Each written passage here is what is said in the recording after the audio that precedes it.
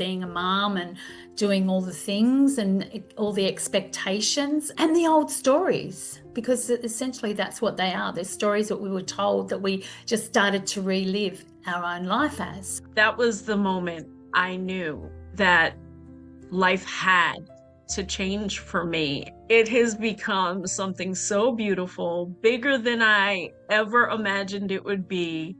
I never knew that I could be this happy on my own. I always feel, and I know when we surround ourselves with a community who allow themselves to be vulnerable and allow ourselves to be seen, then we actually get to see ourselves as well. We see that reflection back from those people and give them the confidence to be able to do this. It was really that time of always bringing me back to where I should be. See yourself. Because what I was doing was giving myself away to everybody else and really not knowing myself. So that journey for me has become and keeps unfolding and keeps showing me that you come back to yourself and then expand out. You see clearly new versions of yourself, and then as you go on, more density sheds and more things come off, and it's like, okay, now I'm this version, so now I see myself even either more clearly or differently, because you might shift gears or whatever. For the first time, I saw Rosemary the soul, not Rosemary the role. And that's when everything opened up for me, because I allowed myself to find the joy. And my motto is to find a sparkle in your day. Hey everyone, it's Sophia from Sacred You. Thank you so much for being here. A quick message before we dive into today's discussion. You may have been watching our videos, but have not had a chance to hit that subscribe button. So if you have gained value from our conversations, from our channel, it would be so appreciated for us if you would hit that subscribe button below right now and even give us a like. What that means is not only does it allow us to grow our subscriber base, but it also allows us to bring in even more guests for you to listen to. And you will be one of the first ones to be notified. So please hit that subscribe button and let's get started on today's wonderful panel discussion.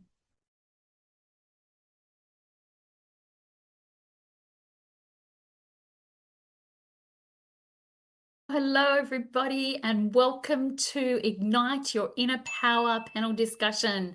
And I'm very excited about today's topic, opening to change, seeing yourself for the first time. And for me, I'm Anne Irwin. I'll be your facilitator today. And like many of these, have built a toolbox of modalities and practices that I help women who live in anxiety and overwhelm and to find their true inner selves and live their life with passion and purpose. And it's been a 40-year journey for me, starting in the health and wellness industry and then journey through. So I've had many times of seeing myself for the first time, and I'm sure a lot of you will be discussing that with us today, because it's not just one thing, it's just been an evolving thing for me personally. And we have an incredible, I was going to say array. It is an array of beautiful women here, soul-connected women that are going to join me for this discussion today. And I'm so excited because we've all just been talking all things orbs and the exciting, things that happen in our lives. So I'm sure they've all got some great wisdom to share with you today.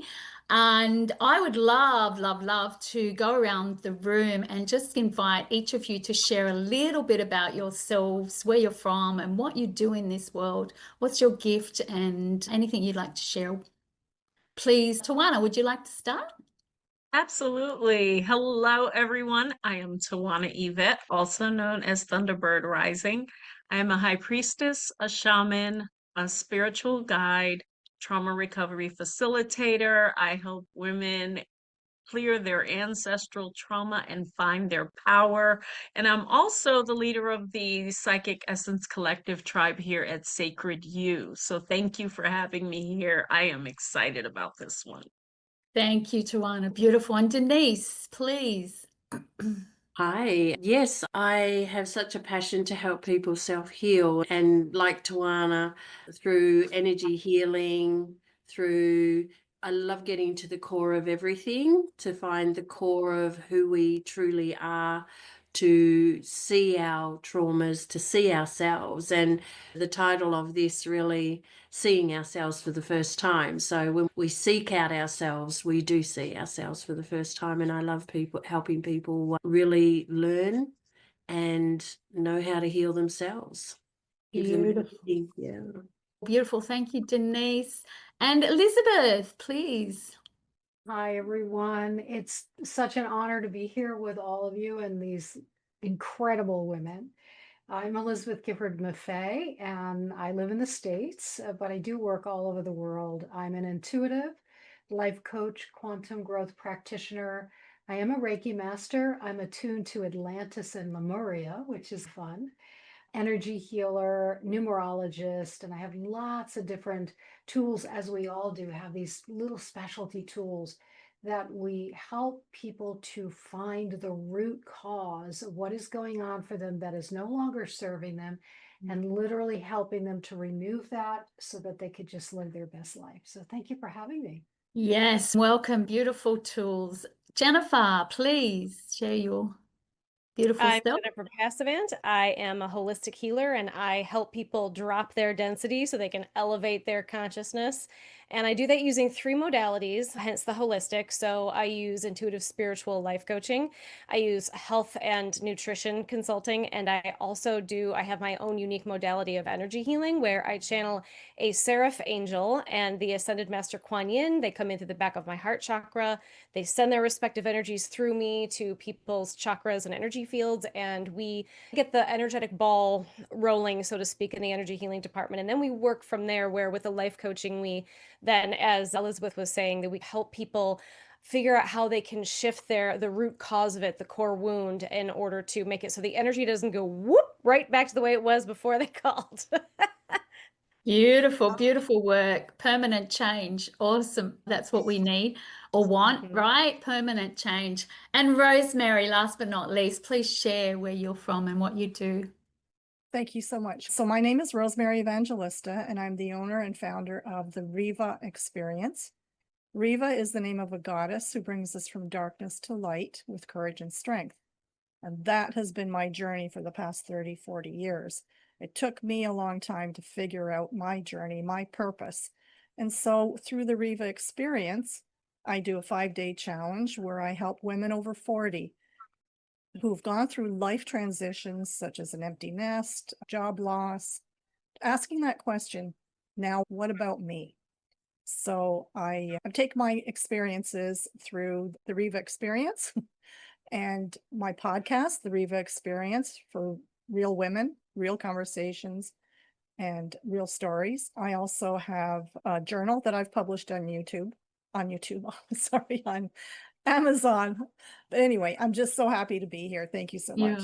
You're welcome, Rosemary, and all these beautiful gifts that you ladies are going to share with the world. I'm excited to jump in and chat about this topic today. So let's get started.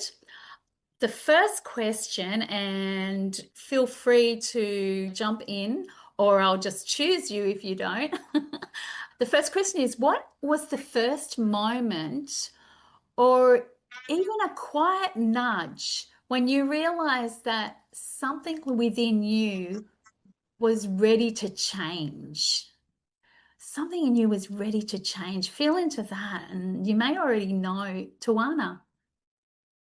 For me, I am very open about speaking about the attempt that I made to take my own life 4 years ago. That was when I knew things needed to change. When I woke up in the hospital and you're going through all the things, right? All the emotions and things like that. And I remember my daughter coming to me when I was being transferred to the next hospital, and she said, "Mom, something's got to change." And I looked at her and I said, "Yeah, it does. It does." And it was in that moment that I knew life had to change, that it was going to be hard. It was not going to be easy. I have some very deep dark, disturbing traumas that happened to me as a child, and I had never dealt with them because I always say things like the Encyclopedia Britannica did not teach us how to deal with certain types of trauma. It just didn't. And that was all we had available when I was growing up. We didn't have the internet. That was the moment I knew that life had to change for me. And it has become something so beautiful, bigger than I ever imagined it would be. I never knew that I could be this happy on my own, living alone and just in my own little world. I never knew that I could feel so much peace, joy, and happiness. And so I lean into that a lot because I never felt safe as a child. So I lean into that peace and that joy and that happiness that I have, me and my little dog. And I talk to my kids and they visit and things like that. But that change was made and it made me who I am today. Amazing. Thank you. Thank you so much for sharing that so vulnerably and deeply. And yeah, 4 years is not very long to have such profound change. Some people work for a lifetime to get to where you are. And I see you over and over show up as your beautiful, authentic self. And the shifts in your energy has just been incredible. So absolutely gorgeous. Thank you so much. I have one wicked spirit team. Yeah, exactly. Beautiful. Elizabeth. Thank you, Tywanah, for sharing that again. I always feel, and I know when we surround ourselves with a community who allow themselves to be vulnerable and allow ourselves to be seen, then we actually get to see ourselves as well. We see that reflection back from those people and give them the confidence to be able to do that as well. So I'm very grateful for you. For me, a couple of things. One was when I became a single mother, 2 children, one special needs, and had to enter a different type of working environment. My background as an educator, and I had to shift into something that was a little bit more, had more time flexibility. So it got into the business world. And in the beginning was networking and out and meeting people. And if you can imagine the corporate dress and the corporate heels, and my business card was with my arms folded and this power thing, right? And I'm standing at a networking event and talking to people, and all of a sudden I was sitting next to someone and I started to have a conversation, and I looked at her and I said, "Do you have a young son?" "Yes." "There's a little child stepping in," and this is just coming out of my mouth. And I'm like, I don't even know where this was coming from, but I started to see a little child who had crossed over and was in her daughter's, and I knew nothing about this. And I thought, whoa, what just happened? And right from there, every time I went networking and I met all of these people who had known me for quite a while now, I could no longer speak the corporate speak. I had to really just authentically use the words, use blessings, use the word higher power, use whatever it was. I had to allow that out. It was almost like it had been trapped for so long. And once that one little thing opened, I was like, it was no holds bar. It was just love me or leave me, and that's it. And that's how it showed up for me. Wow. Wow. That's incredible, isn't it? And you'll never forget that moment, right? It's so profound. So thank you for sharing. That was beautiful. And like Tywanah is like this massive awakening, whereas your gift was always there and it just came out at the divine time it needed to. And I'm curious to know how was it received? It's funny, I was speaking with a client today who was actually there, and she said, "I remember that day that you did that." I think it was better received than I had to get out of my head and not worry about how it was going to be received. We all have this bubbling up within us. And why have some of us or at least me, why did I hold that back? Why did I push that down? And that, I guess at the time, was that exact question, fear of judgment or who's going to think. I couldn't hold back. It just bubbled up. And when we allow ourselves to do that, our lives change. Very much Tywanah just changed her life in that short period of time, and there was no going back. Amazing. Amazing. Thank you, Elizabeth. That's beautiful. Denise, what was the first moment that you realized something within you was ready to change? I'd grown up and I'd had all my children I always decided that I would have if I hadn't had children by 30, I wasn't having children. So I'd had 3 children by the age of 30. And it's because my whole thing in life was growing up was you get married, you live this life. That was the fantasy. And I'd got that by the time I was 30, and it was like, okay, what now? Because all I could see is I'd grow old and I'd bring up my kids and grow old, and that would be it. And it's okay, so what now? There must be more to my life than just my children, my partner, all that sort of stuff that we all grow up with. And it was like, and okay, I want to know more.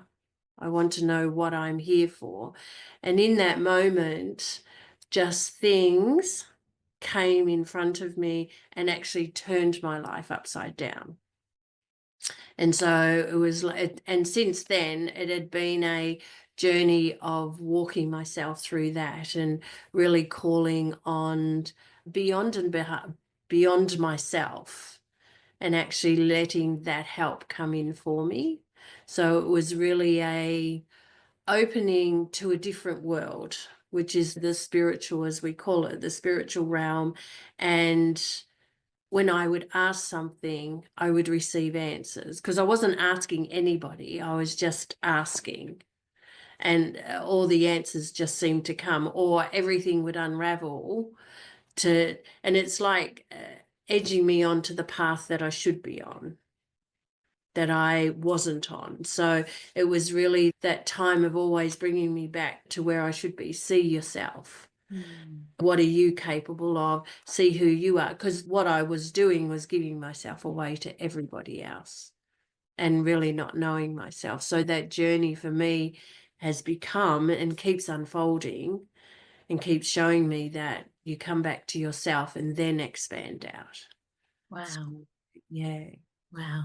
That's beautiful. Absolutely gorgeous. Because I was thinking there was a time, well, for a lot of us back in the time where, and I was born in the early 60s, where we didn't really have that guidance of career or what we were going to be in the world. It was like you just go out there, and a lot of people, a lot of women were just modeling what they'd seen, just being not just, but being a mother is beautiful. I was a mother at 18, 19, pregnant at 18, mother at 19, and that's a whole nother story. But yeah, I just didn't know there was any different, because that's what had been modeled, and then had 4 by the age of 30. I hear you, I get you, but, and then, yeah, the awakening comes, there's got to be more than just doing what I'm doing.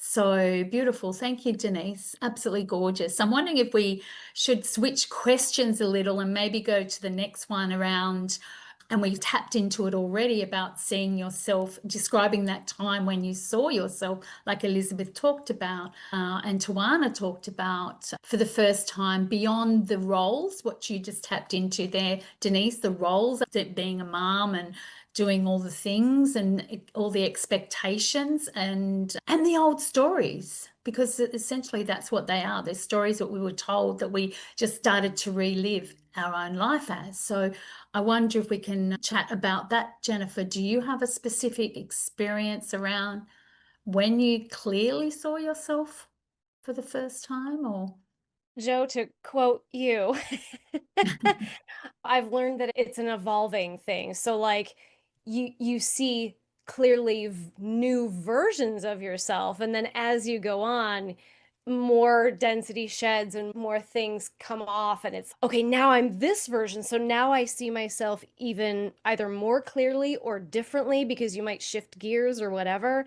But I'll tell you, I think my story of, in terms of what was one of the biggest catalysts for change, and when I first started seeing myself work put together, where I had been started in first year of college, I had been with a boyfriend who was narcissistic and very emotionally abusive for 6.5 years.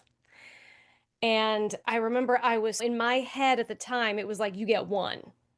And if you don't keep that one, you are SOL for the rest of your life. I'm going to be a lonely spinster. I had it in my head that God gives you one. And I remember I drove all the way up to Toronto, and I'd already broken up with him once because he was cheating on me. And then I was like, oh my God, I'd made a mistake. I'm sorry, God, I threw away your gift for me. And I drove all the way up there. And I'll never forget, he was putting me up in a hotel so we could talk. And then I was just going to go home the next day. And I remember he pinned me up against the wall, and his face completely changed. And he said, do you want to? And in that moment, I could see with his face changing that who I'd been with was never who I thought I was with. And that was why he was behaving the way he was behaving. He had an attachment, and I wanted nothing to do with it. And so I left, and I was really perplexed then, because it was like, that's not happening. And there's no way God wants me to be with that. I'm so confused. Then what is happening? And Denise, you were talking about asking questions and getting answers. And that was my experience about that same time I was going through my spiritual awakening, where I just had what I fondly refer to as a bug up my butt to know God. And when dogmatic Christianity wasn't working out, I started going, I am miserable. Something's not right here. Maybe it's, and I posed these sort of ponderings in my head. And then I would get these tingles of, that feels so right. And I'm getting all this energy. What is that? But with this, I was so in my head, they had to orchestrate, where, I don't know if you guys remember Doreen Virtue, Angel Lady. Okay. So I'd never heard of her, but I also knew of John, oh God, crossing over, the medium. Edwards. Yes, thank you. I was like, maybe I can go on John Edwards, and my grandparents will come on, and they will talk through him to tell me what the F to do, because I have no idea. I'm so confused. And so I'm trying to get to John Edwards' website to buy tickets, and not like I could ever have afforded those. And I could not find his website, couldn't get to it. And I'm like, it's just johnedwards.com. Like, how is this so hard? So I'm like, I know, I'm a genius. I'll look up the website, but I'll search like another site that links to it. So I found angeltherapy.com, clicked on it, trying to get to the link, and I came across this thing that said angel messages, and where she had channeled messages, and they were scrolling through, and one of them said, you have more than one soulmate.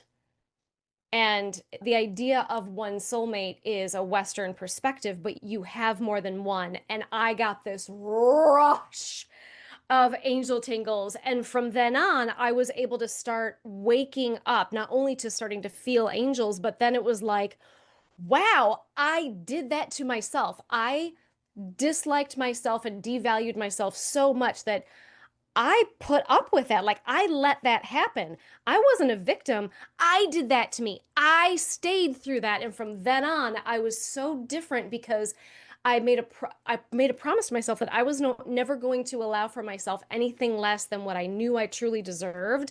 But I had to go through like the pits of hell to wake up to that. And it was like, you want to talk shedding density. And a lot of aspects of my life changed in that moment. Wow. Epiphany moments and awakenings and just the whole lot. How many of us can relate to that? Staying in situations that are not healthy, but indoctrinated that one is all we are given, one chance, but we have so many, and we can choose what's right for us. Thank you. And hence doing what you do today, channeling alchemic, I was going to say Archangel Michael, but that'll do. No, his name is Ian, but I just call my energy healing modality channel chemical healing. But his name is Ian, is the seraph that I channel. Awesome. Beautiful, beautiful. Thank you for sharing that. Such an amazing transformational story. Rosemary, did you have something to add to that? We've been covering a lot of the questions I had, but which is fantastic. Yes.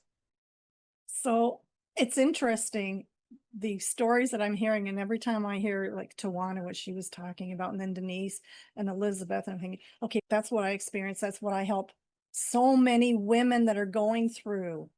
My experience actually started in 1994 with a near-death experience. And I should have died. And then I realized, but I'm still here. So I must have a purpose. I didn't know what it was. But it took me until today. I said 1922. I wasn't around then. But 2022 that I realized what my purpose was, because I allowed myself to open up what I wanted. I asked that question. I think, Denise, you said that. What now? Many women ask that, what now, after they've gone through so many different trials and challenges. And mine was because I didn't know what my purpose was. Plus, I allowed others to make me feel small. Yeah. I was holding myself back. I was closing up for fear of judgment.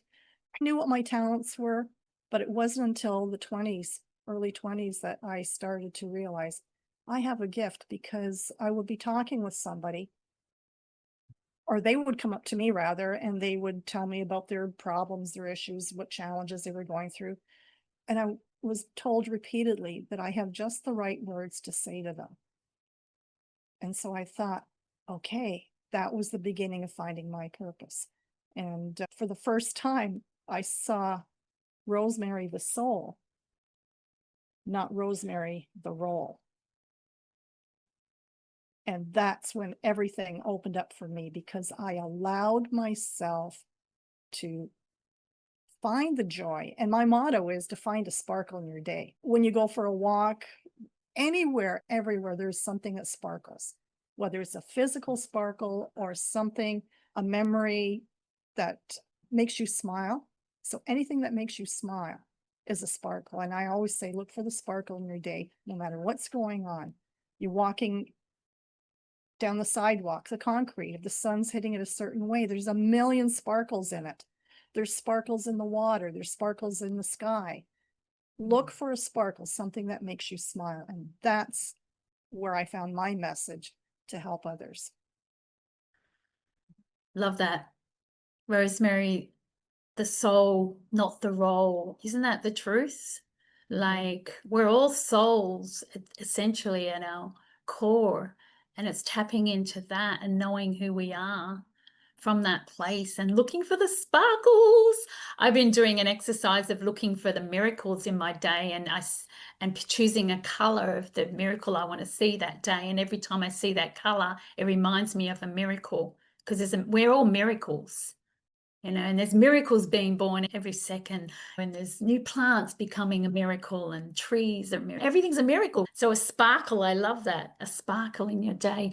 My goodness. Okay, so Jennifer, you tapped into the visceral of the experience and what happens when you ask, as Denise says, you ask and you feel the body like light up and give you those answers. Yeah, angel tingles. Yes, tingles. Angel tingles, yeah. Tingles for signals. Yeah. Or singles. I told you there's no channeling today. Okay, so yeah, does anyone else have an experience, or how they experience? Is it an emotional thing, or is it a visceral thing, or a feeling, or actually, who was it that said they heard? Rosemary, you heard the message over and over. So who would love to share more about that experience beyond the mind, and how it comes through for you? If I could expand on that. Expand on that, please. Yeah. Yes. So it took 30 till my 70s to really find out what my purpose was. So with Reva, I discovered it being a goddess, name of a goddess. And every time, the feeling that I would get when I talked about Reva was the goosebumps, the tingles, the angel tingles. Yeah. And it was confirmation. And then when I finally figured out an acronym for Reva, this is what I use in my talk then. Reflect, explore, visualize, and align. And when I see, I got goosebumps again. So I know I'm on the right path this time, because before I was doing all kinds of things in sales, like pots and pans and satellite dishes and makeup and this and that. And it just wasn't my thing. But as soon as I discovered even just the name, Reva, something shifted and things started to fall into place. And yeah, the emotions, the tingles, they're just amazing. And you know when it's the right thing for you. And what I should want to say too is, don't try and find it on your own. Don't struggle. Reach out to somebody and have a conversation, because that one conversation could make a huge difference in your life. 100%. I always say support is your superpower. We're not meant to be doing this life alone. This is why our soul sisters are coming together, and I'm a part of so many, because I believe that we all need each other. And that's very powerful. Thank you for that, Rosemary. Is anyone else? Denise? Yeah, I'd love it. I've always grown up, even from when I was really little, I always knew that I was taken care of. I always knew, no matter how bad it was, that I was always taken care of. So I knew I could go through the bad because I was taken care of. I knew there was always something better. And as I got older, that represented itself in different ways. And it was just like, I might be out with friends and then all of a sudden somebody comes through, oh, I've got to go home. And then I've heard the next day, which was unfortunate, that all my friends, half of them were killed in a car accident. And I was asked to be in the same car. Do you want to come out with us? And it was like, no, I just had this whole feeling, no, that's what I've got to go home. Those things that show up that say go this way, it was really a feeling that I had to honor. And when I ignored it, that's when things were just, it was like a slap in the face, so to speak. It was like, okay, you've chosen this, then you have to take that on until you turn again. It's like there was just things that always come up that presented itself to say yes or no. You have to say yes or no. And it really showed me that what I chose I get to direct where I get to go. So it was either like Jennifer said, we create everything in our life. And once we see that and own, that's where I can work from. And even now, just things just right. I have conversations and I know I'm not talking to myself. There's someone else talking to me, and just having a conversation, and it's aha moments. And I feel that I have, because I'm Maori, at times I can see my tribe behind me. I can just, in my mind's eye, they're all there. And it's like, how do you explain that to people?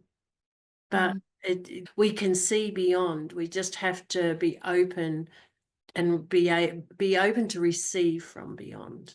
And I think that's the big catalyst for me, is always being open to receive, because we can shut it off. We can stop ourselves and think, and that's when we lead with our head, when we go, okay, no, I'm in charge, I'm in control. So for me, it was letting go of that control and really surrendering what was here for me to be seen. Yeah. Wow. And all the people, and it's funny because all the people that come to you when you're working with people is all the people that all the stuff you've just gone through, they're going through. It's really amazing, and it's so beautiful. Yeah. So beautiful. It's just that awareness, being open to receive. Yeah. Gorgeous, but and yes, we've walked before them. So who are the best people to guide them?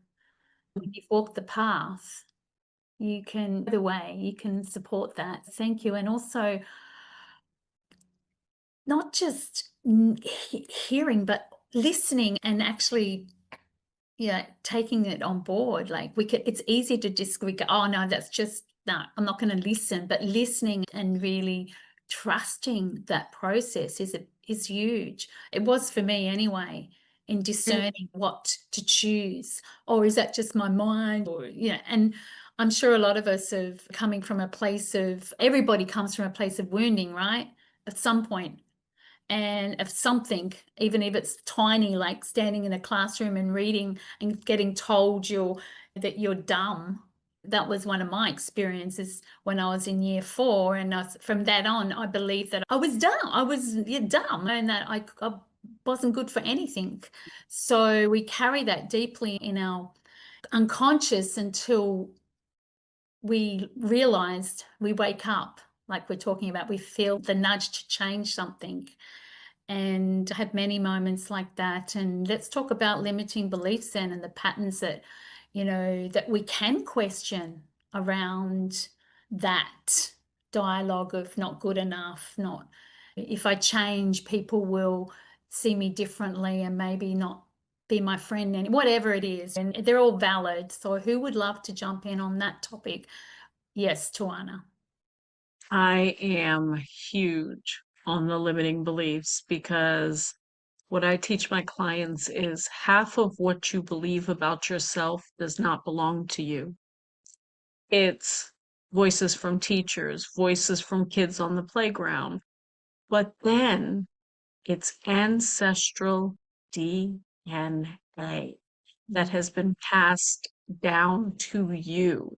And it is up to us to break up with their limiting beliefs. They hid money in a mattress because they were so afraid that if they put it in the bank, someone would take it and they wouldn't have anything. That's a limiting belief. Or taking a vow of poverty because they were psychic, and if they didn't take the poverty vow and go off in the woods and live, then they would be eliminated. That causes generational, ancestral trauma. And so one of the things that I am huge on is clearing those ancestral traumas out. We want them up and out, and we only want to own what is ours. What do we believe about us? That's what matters. It doesn't matter what my 5th grade teacher thought about me. She's a bum. But I think I'm wonderful. And that's in my mind. And people might be like, yeah, you're crazy. You talk to dead people. In my mind, I think I'm wonderful, and so do they. So where's the issue here? But half of what we believe isn't even ours. Yeah. And when people wake up and understand that ancestral trauma, ancestral DNA is a thing, then we can really start to heal, because we have to heal their hurts first before we can even get to ours. There are habits that all of us have that we're like, why do we do this way? Why do we do it that way? It's them. Now, mine stand over there. So if you see me pointing over there, it's because a lot of them stand over there, but it's them. And they didn't do it to hurt us. They did it to survive in those moments. So yes, it is very important that when you are dealing with your limiting beliefs, you discern, whose voice is this? Is this ancestral trauma? Is this my 5th grade teacher? Is this my ex-boyfriend who was a narcissist? I went through that too, Jennifer, so my heart goes out to you. That was the cause of my attempt. Or is this my actual voice? So once you find your voice, you can make those discernments pretty easily. Yeah, love it. Limiting beliefs create so much disharmony in our lives, and discerning them is so important. And getting to the truth, question them. Is this true? Where did that come from? I get curious with them, go, whoa. And when you transform them, transmute them, rewire them, whatever you do, however you do it, then look at you, a living example, Tywanah, in 4 years, like transforming your life. We can clear out the closet And they're always there. I'm always finding, or the same one that maybe just lingering in the background a little bit, and questioning it. Hang on a minute, what's the truth of this? What does my soul say? And I guess that's what you're talking about here, is really tuning in and eliminating those from the root. From the root. Anyone else? Elizabeth, have you got something to add to that? Yes, please. I do. And thank you again, Tywanah. So I have written down curiosity. You just said to be curious. And another thing is a conversation, which I'm sure we all have in one way or another with those whom we help, is to not be attached to the outcome, to just be an observer and just say, oh, that's interesting, right? Instead of leaning into getting into other people's emotions. Our consciousness is less than 1% of our intelligence.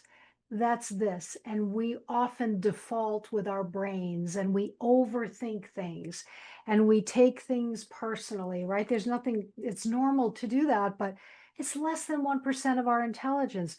Over 99% of our intelligence is that subconscious. And many of us here, all of us here, like that's our connection to the divine, to source, to all. But your soul knows, and Tywanah was talking about, when we go through situations in our lives and our bodies actually physically create an emotion. For example, if we're angry, our liver creates that emotion. Or if we're grieving, our lungs create that emotion. And sometimes when it's too big and too much and we can't do anything about it, we literally take that emotion, which is about the size of our fist, and it's an energetic ball that we keep in our bodies. So we're like, oh, we'll deal with it later. Not consciously, but subconsciously. And sometimes, as Tywanah said, people in our ancestry, they trapped emotions as well. So the second that we were a spark, it got transferred to us. So this is real. We do create those emotions, but we can be relieved of those. It's like walking around with a bag of rocks all the time. It just makes your physical body, your mental, your emotional, your spiritual, all of those bodies, your etheric body, everything that you are, it just makes it harder to drag through life. And some of us are very strong, but at some point you get really tired. Yeah, I love that piece around the emotions, because it's all stored in there, isn't it? We really need to give ourselves permission to feel. We just feel what's coming up for me in this moment. Where can I go deep with this? And that's brave work, right? It's not easy work. And this is again why we need that support. And we need someone to take us by the hand and walk us through, because it's normal.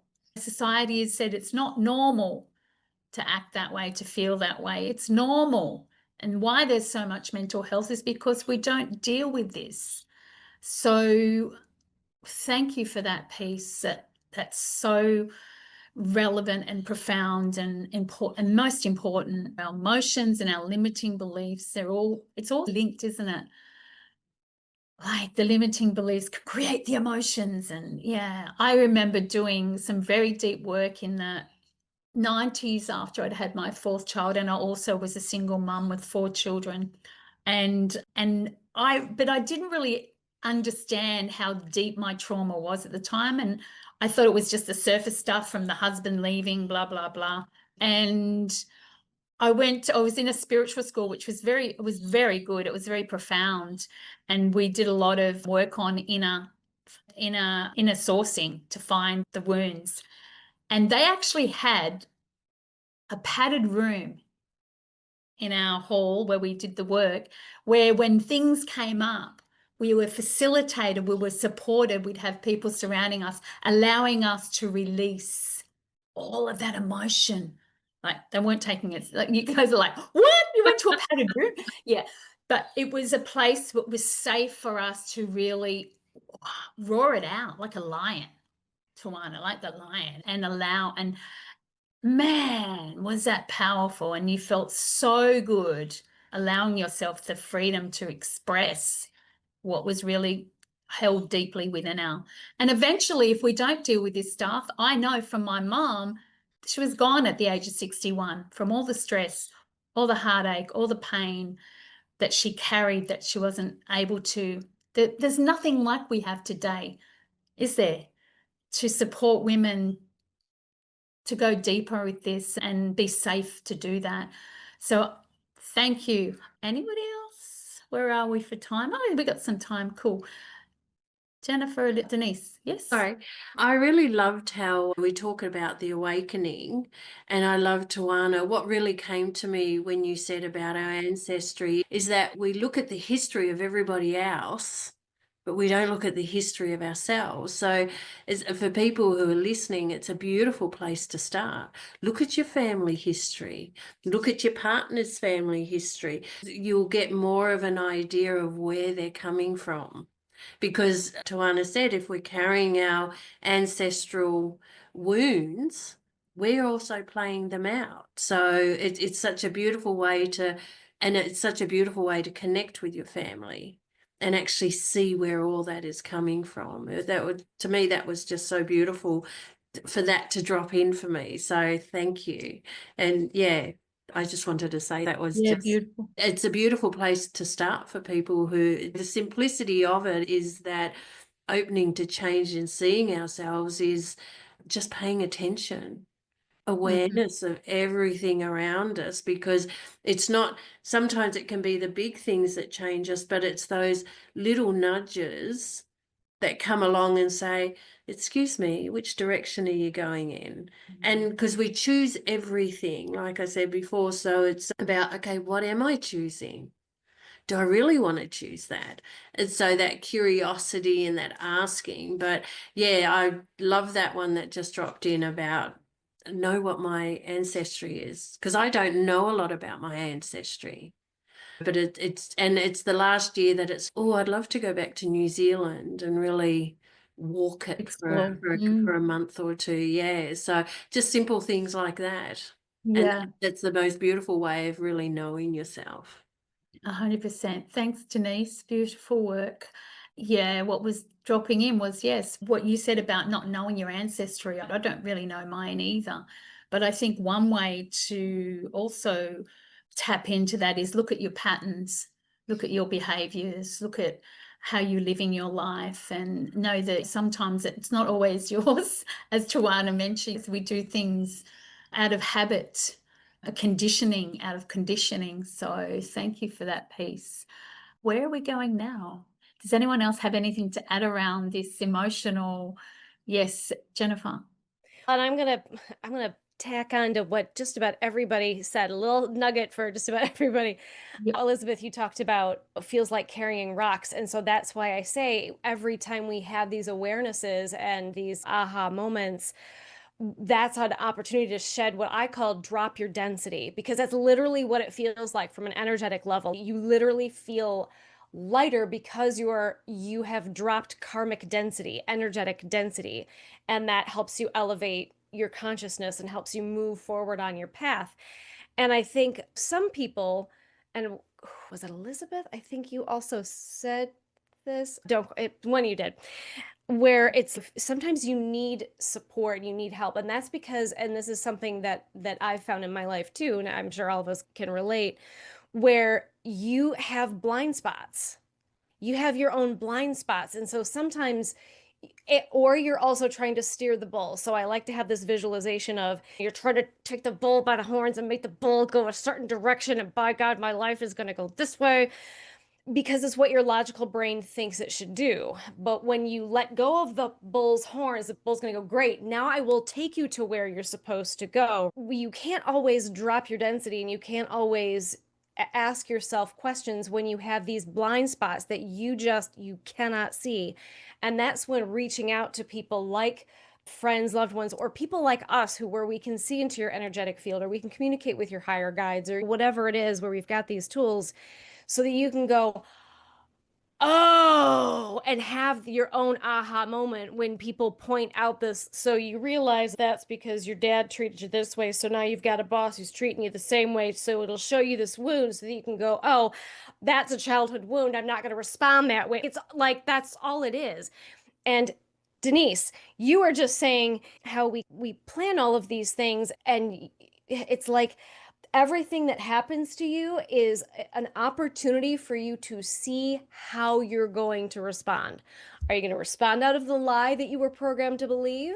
Or are you going to choose to respond out of the truth? And Tywanah, that you were talking about like lies and truths and things, and that's actually the same language I use. Is what's the lie that you were programmed to believe, whether it was genetically or, and to me, I feel like whether it's genetically or childhood wounding, your parents also have a lot of that same genetic wounding. So whether you get it from your DNA, your family's also going to wound you in a similar way because they're going to act all that stuff out. But ask yourself what the lie is. Where did the lie come from? What are the lies? What are my core wounds? And then when you know what the truth is, the more often you remind yourself of what the truth is, healing is not about no longer having any triggers or pains or hurts or anything anymore. That is an unrealistic expectation to have. That is not what healing is. And any of you, please interrupt and chime in at any point in time and unmute yourselves.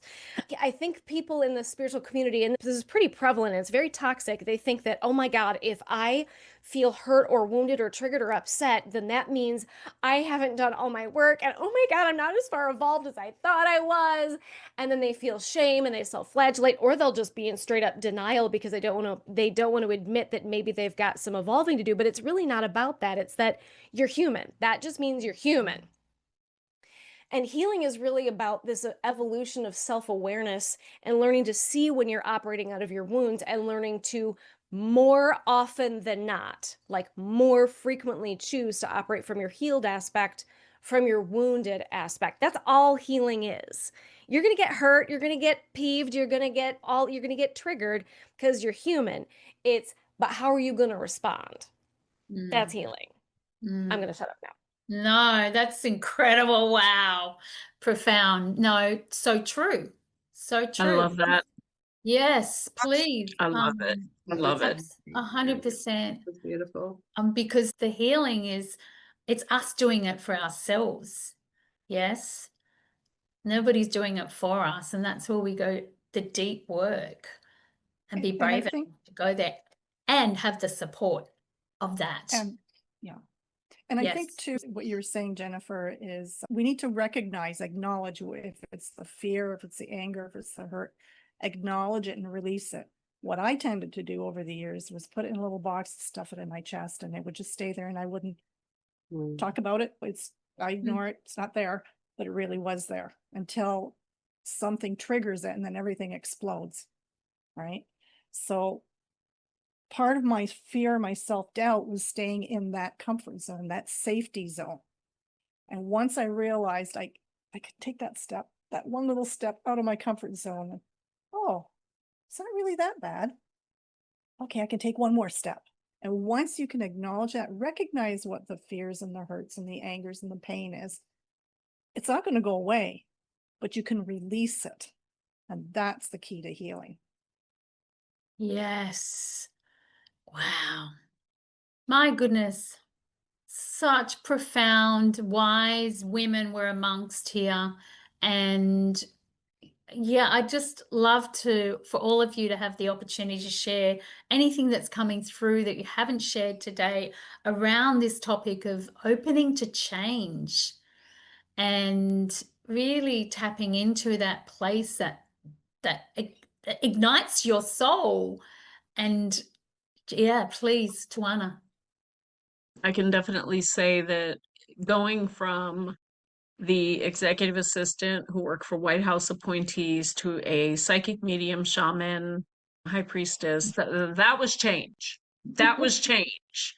The blue suits and the block shoes and the French nails were a lot easier than this, but I wouldn't have it any other way. When you are operating fully in your purpose and you are guiding people to theirs, there is no better feeling in this world than to know that you are doing what you were designed to do. You're not doing what your parents told you to do. You're not doing what your degree says you should be doing. You're not doing what the government says you should be doing.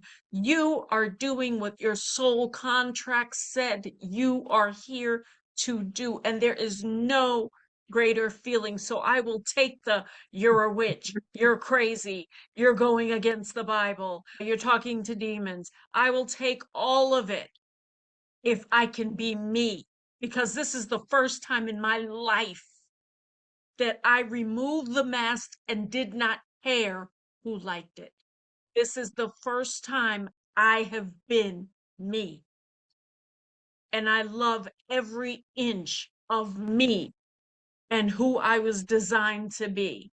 I have brought peace to people. I have emails from people who said, "I had the pills in my hand and I watched you, and I'm going to continue." Wow. There is no greater feeling than sitting across from someone and channeling their loved one. And even though your body is bone tired, they've got tears streaming down their face, they have closure, and they're no longer in grief. Mm. These are the things that we become when we ignite our own inner power and Yeah. we meet ourselves, not the version of ourselves everybody's expecting us to be, but our true selves. Wow. So that's my little rant. The angels are singing. It's divine, 100%. I'm sure everyone agrees with you. Free to be me. Free to be me. Yes. Oh, thank you. Go, Denise. Oh, I love that. That was beautiful. Thank you. Yeah, the healing journey is all about not being attached. We go through it all, but we're not attached to our stories anymore. They're still there, and we get to use them as a witness, not as a, what do we call it?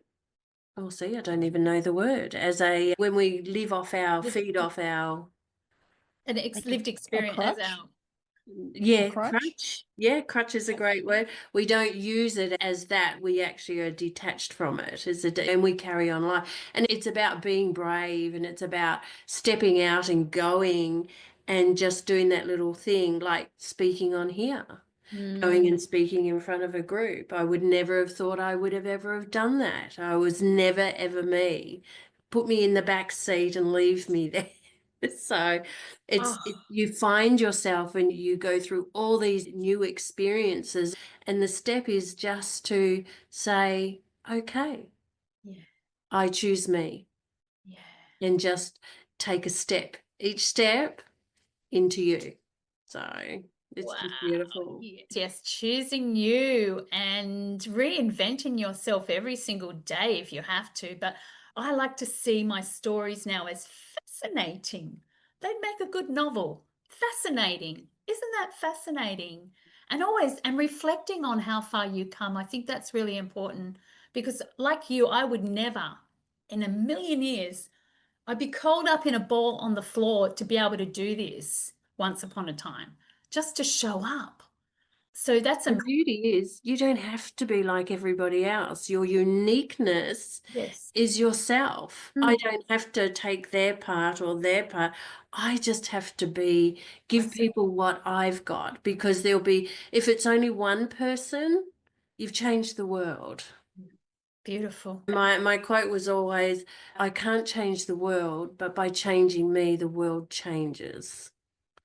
It just takes me. So many pearls. I hope everybody that watches the replay takes notes on this because it is so life-changing what we're talking about here. So thank you, Denise. Elizabeth or Rosemary or Jennifer, someone jump in. Just if you don't recognize your old paradigm, your old avatar that you played in the past, remember, this is a movie and you're the director and you're the actor and you get to play right. When you don't recognize that old avatar, sometimes we get a little scared in the beginning, but it just means that you are headed toward your grand awakening, that you are waking up. You are being fully embodied in who you are and why you are here. So don't be afraid of looking at what the old was, because right now you're just looking toward the future. Yes. Again, the angels. I have my clients actually write a letter to their younger self, and then a letter to their future self. And when we finish our work together, they've always got that vision that they read, and they step into her every single day, because it's in the becoming, right? It's not being stuck in this, what you are now, it's who you're becoming, and continually remind yourself of that. Beautiful. Thank you, Elizabeth. If I could add one more thing. Yes. A lot of women, or a lot of us, tend to look for the answers outside of ourselves. And so that busyness outside can cause confusion and anger and fear and feelings of I'm not enough. And who am I to start this? Who am I to guide others? Or I'm too old to start something new. That was a big one for me. But replacing it with I am enough. And it's never too late. I'm 74 and I'm just starting. What the heck? Wow. It's okay. My story helps others though. And that was my purpose. I had to go through all those years of learning and experiences and beating myself up. Why is it taking so long? Why can't I do anything? But I was listening to the outside, the external influences. All the answers are inside. So listen to your heart. What feels right will come out for your true path. Yes. Wow. And you've got all that experience behind you to bring now to support others into who they're becoming. That's beautiful. Oh, wow. I would never thought you were in your 70s. You look amazing. Beautiful. And Jennifer, what would you like your last words of wisdom to be today? Honestly, the only thing that keeps coming through my head is that Rosemary gets the quote of the evening of choose your soul, not your role. Honest to God, that's it. I can't top it. The end. 100%. Beautiful. Thank you so much, lady. This has been a very powerful and deep and authentic and wonderful, wise women you are, souls. Wonderful, wise. So thank you all for being here. I know the links to everybody's work will be in the comments, so please go check everybody's links out. And if you're watching the replay, we would love to hear your story as well, where you're at, what you got from this and your big ha-ha moment. And thank you all for sharing your wisdom and your soul with us today, and your heart, more than importantly.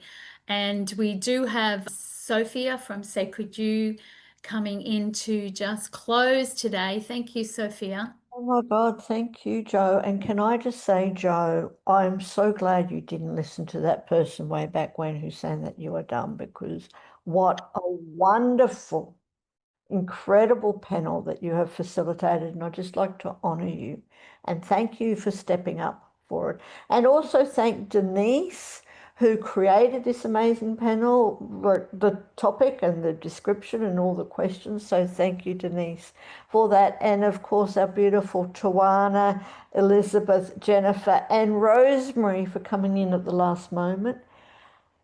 I've been sitting here just going, wow, so many nuggets. And yes, definitely choose your soul. Totally love that. And everyone else. So thank you. And yes, Joe, as you said, for everyone who is watching, do click on the links below and reach out to these amazing women. Check out all that they have to offer. And also Tywanah's tribe, the Psychic Essence Collective. Do come and join us for that. Check that out. And we've got some very special things happening with the Psychic Essence Collective, which will be all on the links below. And while you're there, again, check out Sacred You. Sacred You, that's the letter U, .love. Come and join us for free, /join free. You get all these panel discussions, our wisdom circles, our archetype circles that are about to start. That is so exciting. And so much more. So really, thank you again for these women. We are honoured to have you here with us today. Thank you. Thank you, everybody.